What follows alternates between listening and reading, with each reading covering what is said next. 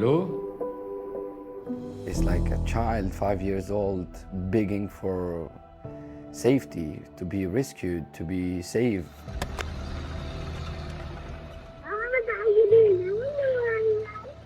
I hear her voice in my head.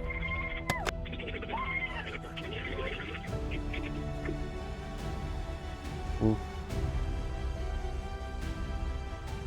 I was like having lots of dreams, nightmares. تنسيش تكتب لهم بالإنجليزي she's bleeding قلب له say I'm gonna pour everything in my heart into this story.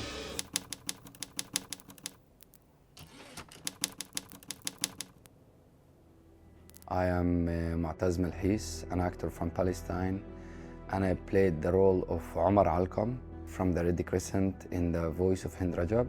When I got the information that they want me for the movie, it was an audition in a professional way, and I applied for the audition, and then a few days later I got the call from the director telling me that I'm gonna be part of it. I had goosebumps because this story have affected me so much, sending me to my childhood, reminding me of that 2002 I lived in Jenin.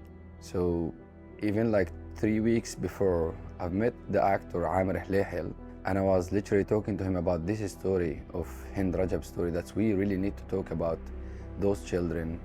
And in the story can tell a lot about all these kids and what's happening to them. I was reading the script, so reading just the script put me in tears. It's like literally heartbreaking reading the script. And I didn't know that we're gonna be hearing the real voice until we came to set and the director told us that you will be hearing her real voice. I thought there will be somebody's acting it, but then it appears that it's her real voice. It wasn't that easy. It was really, really hard to listen to her voice. It's like a child, 5 years old, begging for safety, to be rescued, to be saved. It was one of the hardest experiences in my entire life.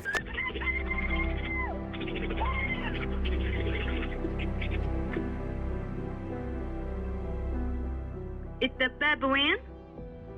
جنبية. الدبابة جنبكم؟ عم تتحرك ولا واقف؟ نزل حدا منها؟ I've never been in a project like that, and I don't know if I will be later in the future, because these kind of stories is like once in a lifetime. It's heartbreaking. I worked on the script for like 3 weeks before the filming.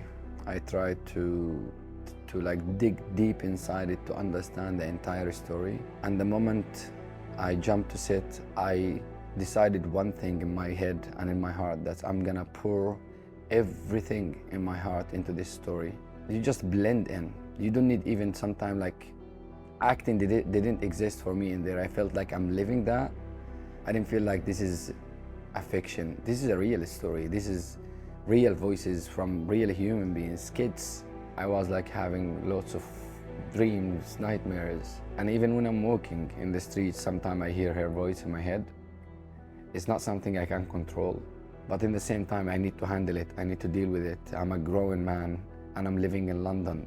I'm in a safe place. I need to think about them, not myself. I feel privileged now because I'm safe. Nobody break my door with the M16 above my head asking me for my ID while I'm sleeping. Nobody stripped me naked to search me for nothing. It's a responsibility, but in the same time, it's a duty. I want to tell the story of the others. I want to tell the story of the oppressed people. I grew up in a tough reality.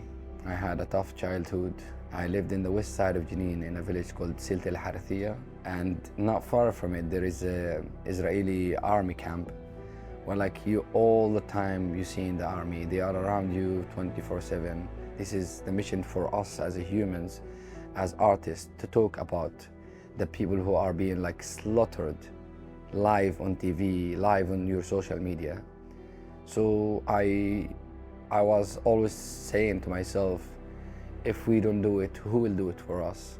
So we need to be at the front line to fight for our life, to fight for our freedom.